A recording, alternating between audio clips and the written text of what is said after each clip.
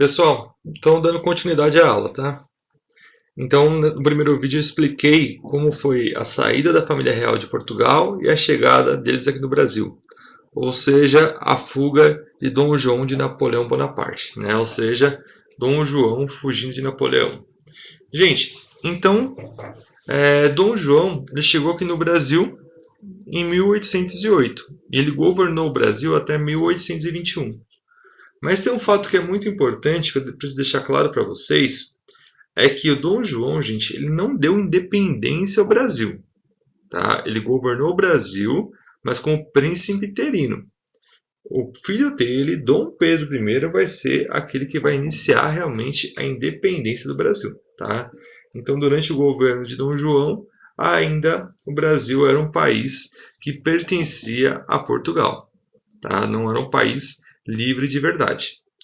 Deixa eu mostrar aqui para vocês, gente, então Dom João, o rostinho bonito dele. Então, esse aqui é o Dom João. Quando alguém te chama de príncipe ou de princeso, se lembre dele, tá bom? Gente, Dom João, então ele foi o primeiro Bragança a viver aqui no Brasil. E a gente pode falar que graças a ele, o Brasil, de certa maneira, vai começar a se estruturar e isso vai dar força para que lá na frente o Brasil se torne realmente um país independente. Então, esse belo rapaz, quando ele chegou aqui no Brasil, ele já sabia da situação, é um lugar precário, uma colônia. Ele precisou aprimorar o Brasil, melhorar o Brasil para que a família real pudesse viver aqui. Imagina, 15 mil pessoas descendo da noite para o dia no porto, e aonde essas pessoas iriam viver, gente? Então, para que as coisas ficassem um pouco melhor, ele começou um processo de urbanização. Primeiro ele decidiu aonde iria viver. A capital do Brasil era Salvador, mas ele acabou decidindo trocar a capital do Brasil para o Rio de Janeiro, gente. E aí o Rio, de certa maneira, foi privilegiado com a chegada da família real. Muitas transformações positivas ocorreram aqui. Dizem que uma boa parte dessas transformações, gente, ocorreram inclusive por causa das reclamações de Carlota Joaquina, sua esposa. Tá? Então, Carlota Joaquina falou que a história diz que a primeira coisa que ela fez ao pisar no Brasil foi: esse lugar é fedido, é quente e é cheio de mosquitos, eu não quero morar aqui. E Dom João precisou agradar um pouco mais sua esposa e começou um processo aí de melhoria e de urbanização do Rio de Janeiro. Bom, vamos lá, conhecer um pouquinho então sobre o que aconteceu durante o governo de Dom João.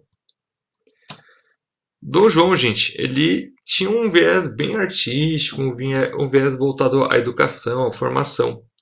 Ele percebeu que o Brasil era um país totalmente deixado de lado na questão educacional e tudo mais, né? Até, infelizmente, ainda hoje nós lideramos um dos rankings assim, dos países com o pior índice de educação, uma coisa um pouco triste de se pensar, né? Mas Dom João ele fez algumas medidas importantes aí para a melhoria do Brasil nessa época. Uma das principais melhorias é essa aqui que nós estamos vendo, gente. É um Museu Nacional.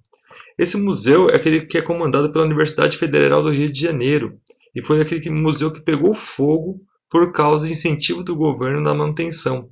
Ou seja, não tinha dinheiro, verba do governo para manter o museu de forma correta, e aí então por causa de várias gambiarras elétricas o museu acabou pegando fogo, com mais de 20 milhões de peças de arqueologia de várias partes do mundo, inclusive múmias lá do Egito, e o governo do Egito não ficou nada contente com isso, né?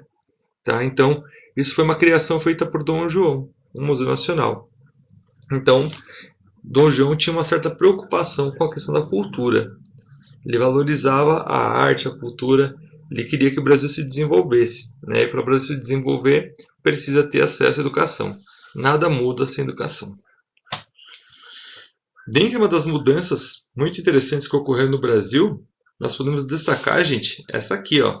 Tá? Essa aqui é a Biblioteca Real, gente. Tá? Então hoje é a Biblioteca do Rio de Janeiro.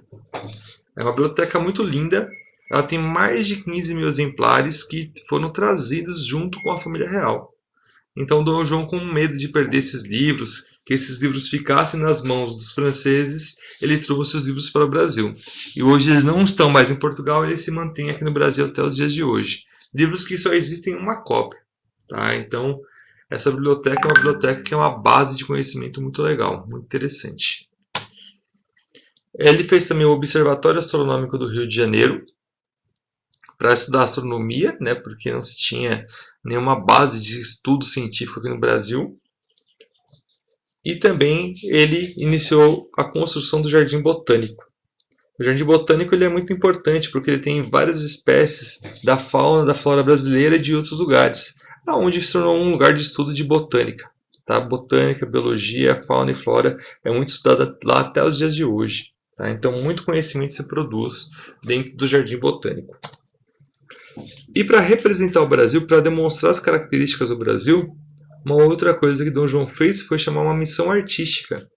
Então ele trouxe, gente, franceses, pintores alemães, escultores, para tentar representar o Brasil. Essas duas pinturas que nós estamos vendo aqui são pinturas de Jean-Baptiste Debré. Tá? Debré ele foi considerado um dos principais cronistas do Brasil.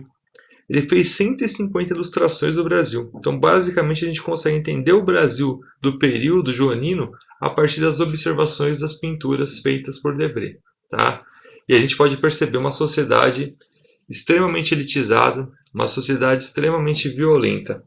Aqui nós temos uma família de brancos portugueses se alimentando, possivelmente, e escravos, né, ficando com as migalhas e abanando essas pessoas.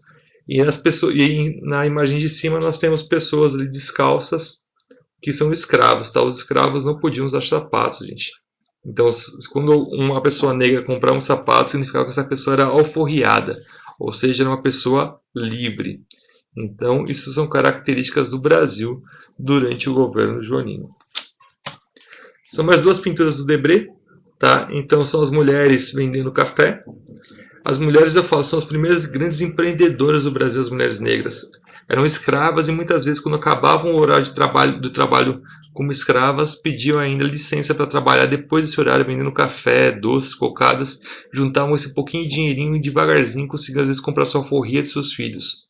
E aí se tornavam pessoas livres. Então, a mulher negra tem muita força dentro da história brasileira. E do lado nós temos ali um caçador de índios, tá? Um fenômeno muito comum do Brasil também desse período. Apesar do índio ser valorizado na literatura, no romancismo, mas na prática o índio era, na verdade, uma ferramenta simplesmente de trabalho em muitos momentos, descartado da sociedade. Vou pular essa aqui. Essa aqui são as pinturas de Taunay. Então, do Debré, ele representava as pessoas, o cotidiano, a vida. E o Taunay, gente, ele representava normalmente a paisagem. Então, o Taunay fez 30 pinturas do Rio de Janeiro. Percebam como o rio é bonito, né? Como o rio era incrível nesse período. Então, o rio continua lindo. As pinturas de Taunay. E um dos que eu mais gosto dos pintores que foram trazidos aqui por Dom João, que é o João Mortis Rogendas. O Rogendas, gente, ele fazia uma análise mais elaborada da sociedade brasileira. Então, essa primeira pintura é um navio negreiro, né, ou seja, africanos que foram trazidos compulsoriamente para o Brasil, pessoas que foram escravizadas. Então, uma representação clara, né, da sociedade brasileira.